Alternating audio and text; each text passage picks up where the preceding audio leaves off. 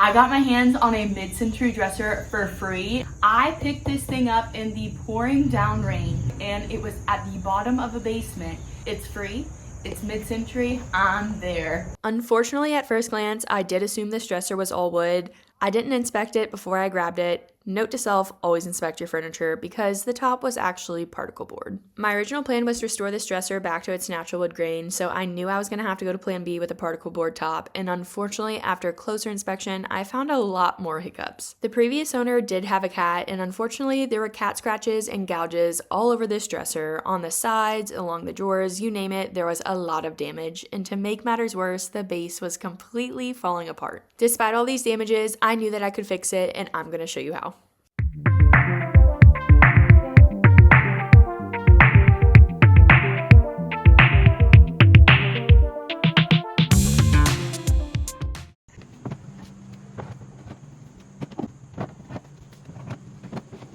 So the first thing that I do with all of my dressers is go in and remove all of the drawers and then wipe everything down with a degreaser.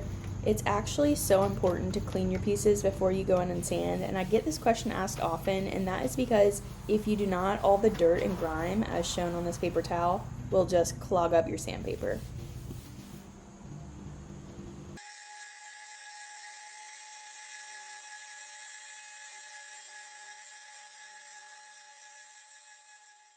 So this cloudy appearance that you're seeing here, this is how you know it is not real wood. So when I'm going to sand this down, it starts to turn this chalky, cloudy color, and that is because this is just sticker that they've lined that looks like wood grain over the particle board. So if I continue to sand here, I will get like a really fuzzy texture, and that's when I know I've reached particle board and I've damaged this. So if I damaged it, I would have to go through and apply Bondo, do some repairs, and sand it again flat. So when you start to see this chalky texture or this cloudy texture, that's when you know to stop sanding. You've scuff sanded it enough, and paint will now adhere to this particle board.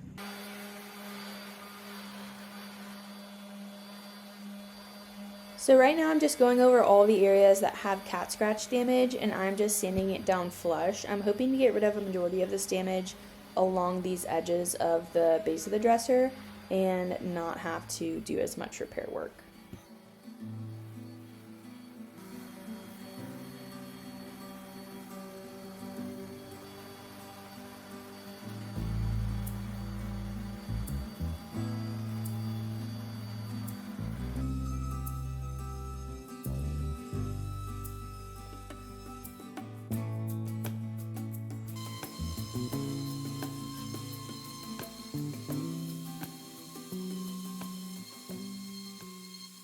So right now I'm trying to be super careful when sanding through this veneer. The veneer is super thin and I do not want to penetrate through the edges. I already have in a few little spots here. I don't know if you can tell, but for the most part, I've made it through almost all of the drawers without ruining any of them, and I am so surprised because I was really nervous about this step. I thought the veneer was bubbling up a little bit, but as I'm sanding it through, it's really not bad. After sanding everything down, I went on to repairing damages. I'm using wood Bondo here. It's a 2-part system and super strong and durable. It is definitely the product of choice when it comes to repairing large damages.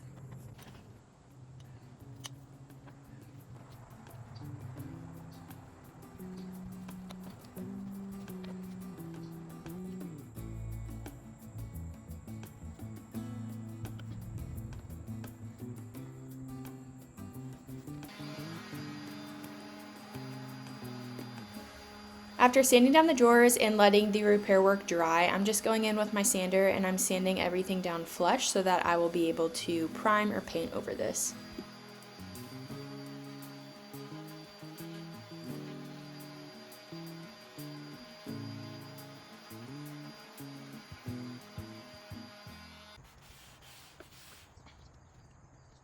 After the drawers were sanded down, I went through with my stain and I chose a stain color that would really highlight the walnut finish, and I was loving how it made this wood grain pop.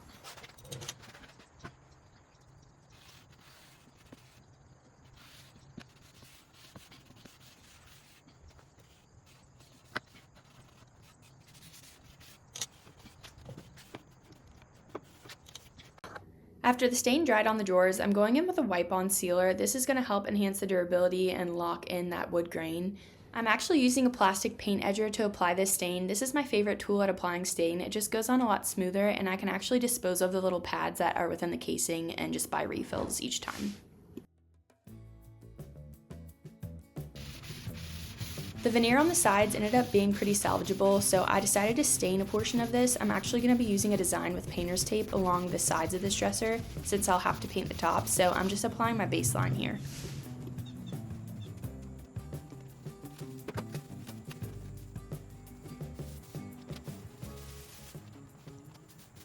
So now I'm just going in with some Zinsser spray primer.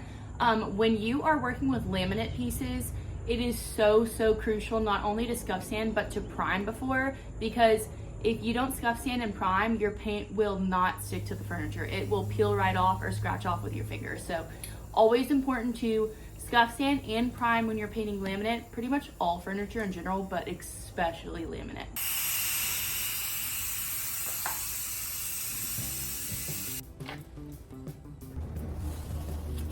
As mentioned before, now I'm just going in with the design with the painter's tape that I'll be applying. I'm using a razor blade to cut it into a V-line shape, and then I will be using sealer to seal off the painter's tape so that I get crisp edges and lines.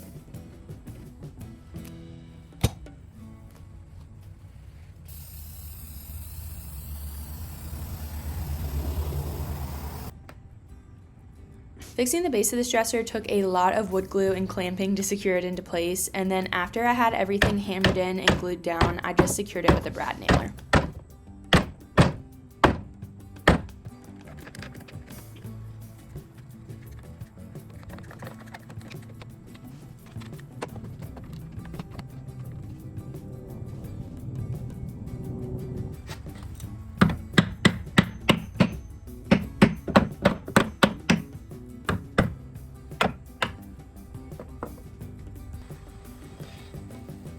Now that I've done all my repair work and sanding, the last step is going in with paint. I'm just going to be applying this all over the base of this dresser and then along the areas that I did my painter's tape design.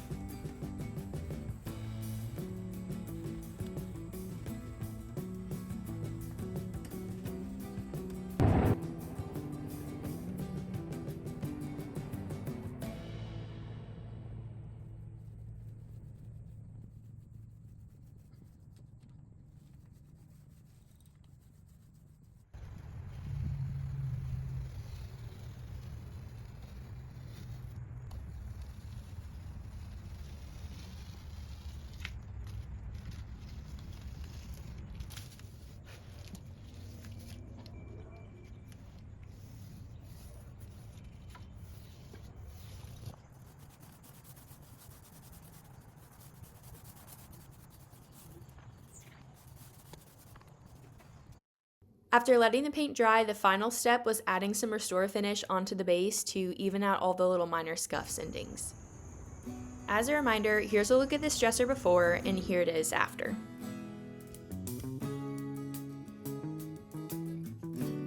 I got this dresser for free and sold it on Facebook Marketplace for $550. I invested in no new supplies or materials, and this overall ended up being a very easy flip.